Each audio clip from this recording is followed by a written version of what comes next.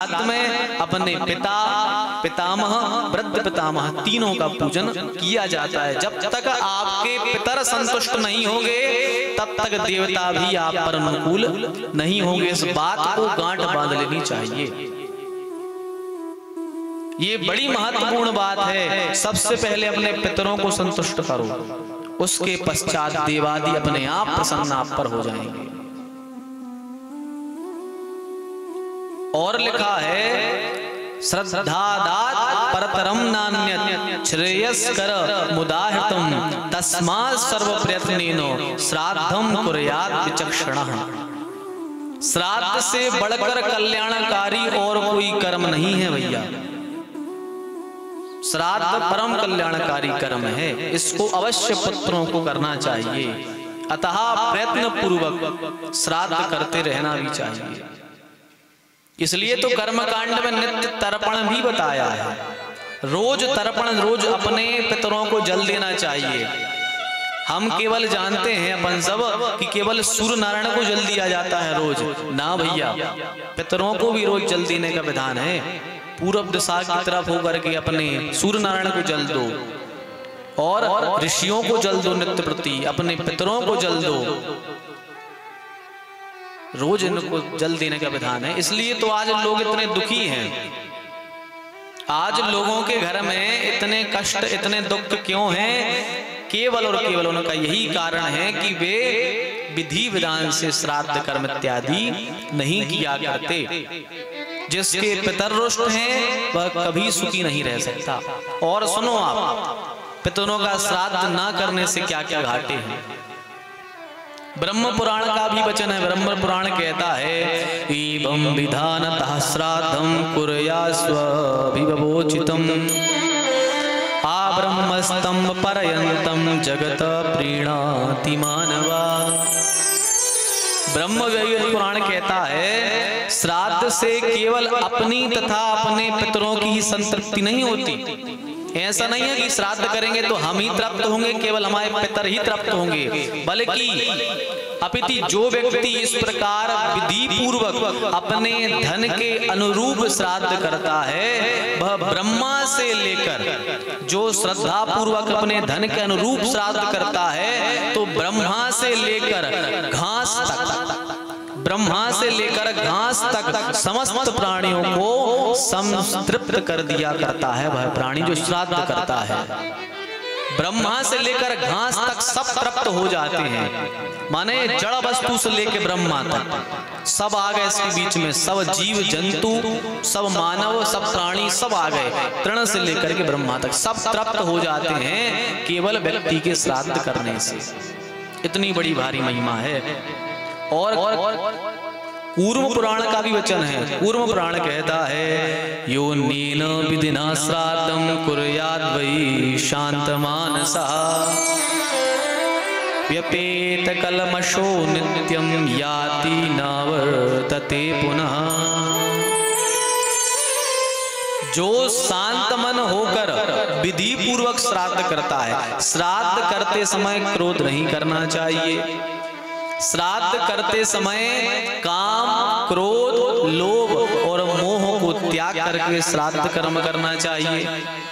तो जो शांत मन से विधि पूर्वक श्राद्ध करता है वह संपूर्ण पापों से मुक्त हो जाता है और जन्म जन्मांतर के जन्म मृत्यु के बंधन से वह व्यक्ति छूट जाया करता है। इसलिए विधि पूर्वक हमें श्राद्ध करना चाहिए।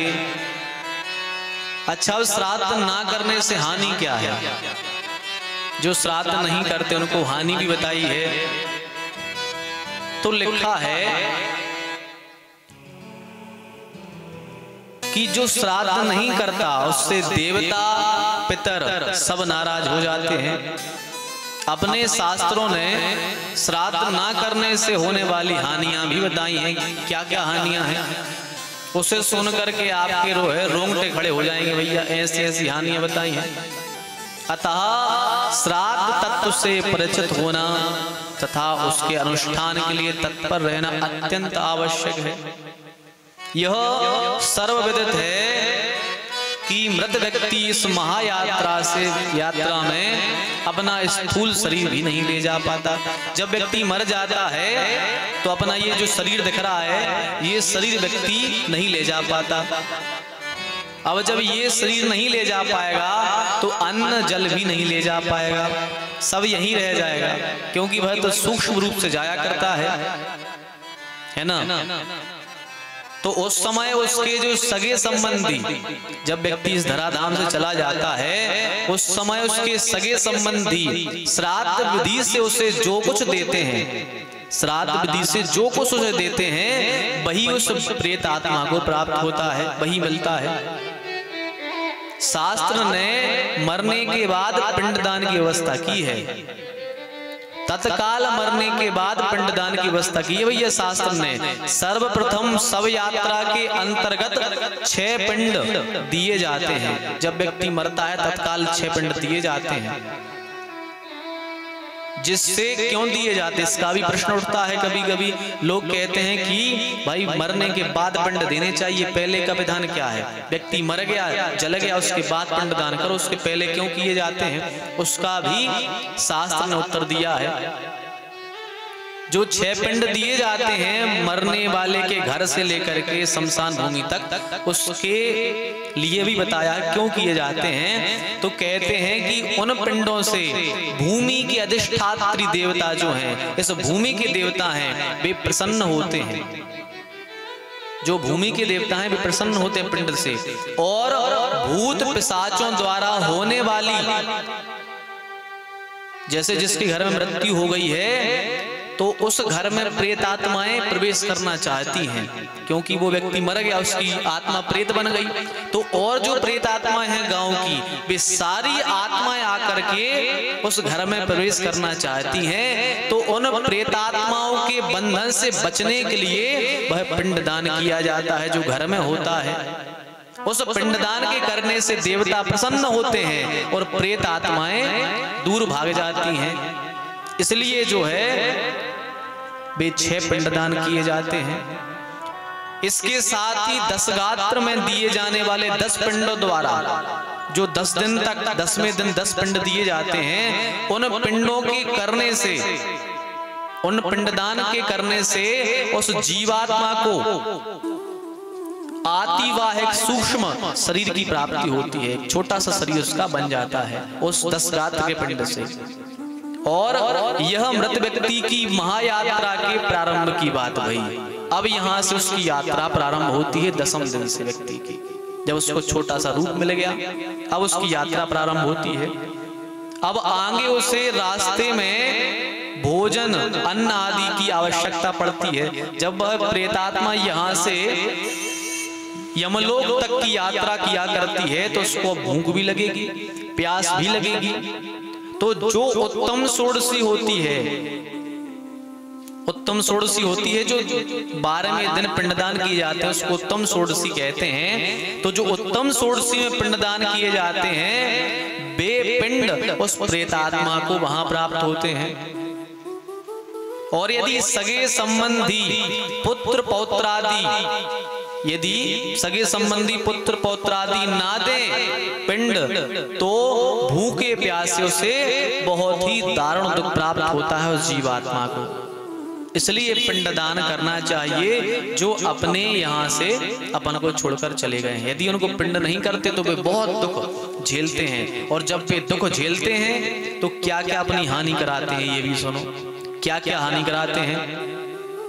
यह तो हुई श्राद्ध ना करने से मृत प्राणी को कष्ट हुआ। श्राद्ध नहीं किया तो उसको दुख मिले, अब ना करने से अपन को भी क्या दुख मिलेंगे, यह भी सुन लो भैया। श्राद्ध ना करने वाले को भी पग पग पर कष्ट का सामना करना पड़ता है।